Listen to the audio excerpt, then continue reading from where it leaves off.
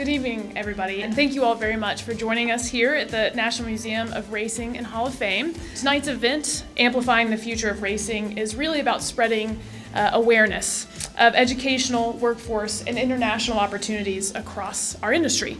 It is of the utmost importance for us to proactively engage in educational and workforce initiatives, again, not just for the short term coming out of COVID-19, but in sustainable and strategic ways to ensure the longevity of this sport that we all love. I am really passionate about education in the thoroughbred industry, and a lot of that is because of my own path that I had to navigate when getting into the industry. We all kind of had to navigate this long, winding path, and you might sort of stumble upon horse racing by turning it on TV or seeing a movie, or maybe you visited the track for the first time with a parent. But then what is the next step from there? You know, where exactly are we directing our youth to actually actively engage them in the industry and then give them that next step to pursue a career, or maybe eventually someday consider becoming an owner, or just becoming a fan of the sport is also really, really powerful. So we wanted to amplify all of the educational programs that there are state by state, make sure that there are touch points in a variety of states, but then connect them and fill in the gaps from there. Amplify welcomes newcomers, enhances existing educational initiatives, and develops new resources to lead the thoroughbred industry into the future. Because thoroughbred racing is not just a sport of kings, it is a sport for everyone. We want it to be inclusive and accessible, regardless of what background somebody has coming into it or where they live, whether they grew up next to a track or a farm, or whether they grew up, never having touched a horse and now they want to get involved. Amplify has the privilege of being a U.S. affiliate, and I'm a U.S. steering committee member for Together for Racing International.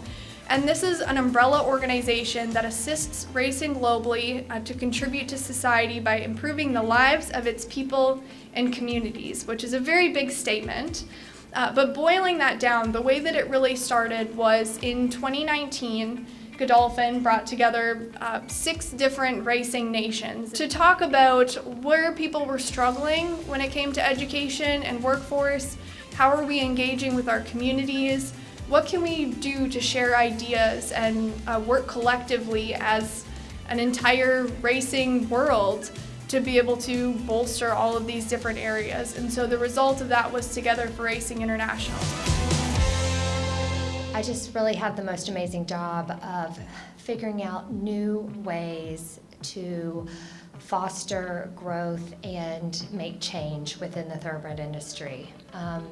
We tackle things from aftercare to workforce to education.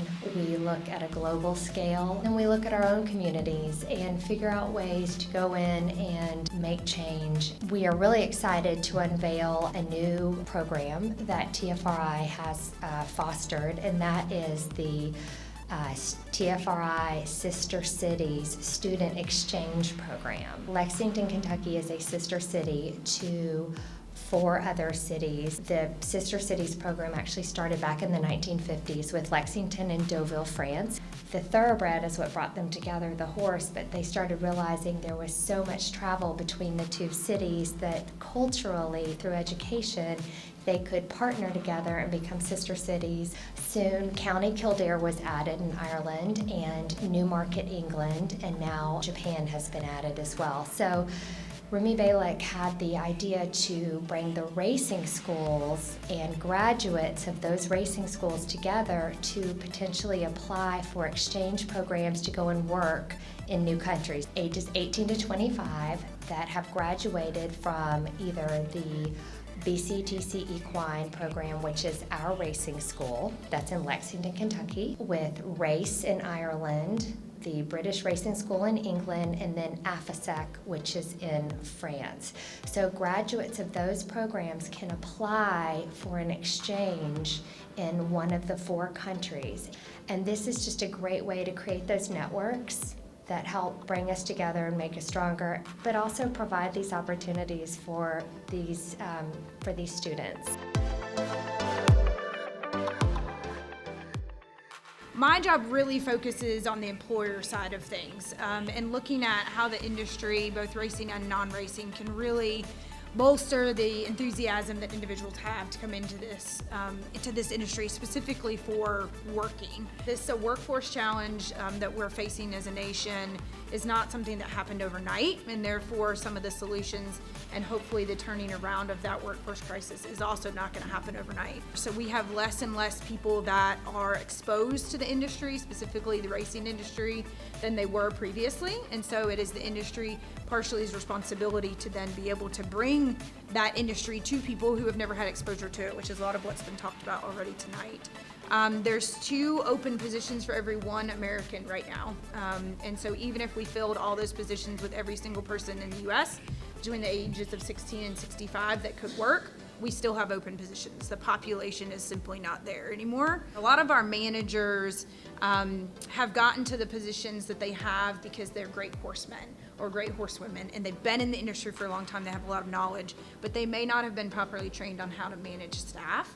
And so they are not always strategically good at helping people advance their careers, whether it's in their farms or their operations or within the industry. So we have helped the industry really identify career pathways, that you are not just hiring a groom, you are hiring a future barn manager or division manager or a future, veterinary technician, etc.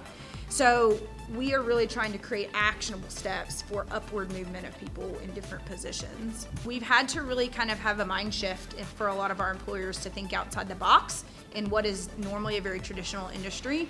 And we've had a lot of employers that have really stepped up to the plate and have made some really neat movements to better their facilities, but also to really engage different populations that they hadn't strategically done before, which is really neat to see. Each and every one of these initiatives are incredibly important for the future success, the sustainability of our sport.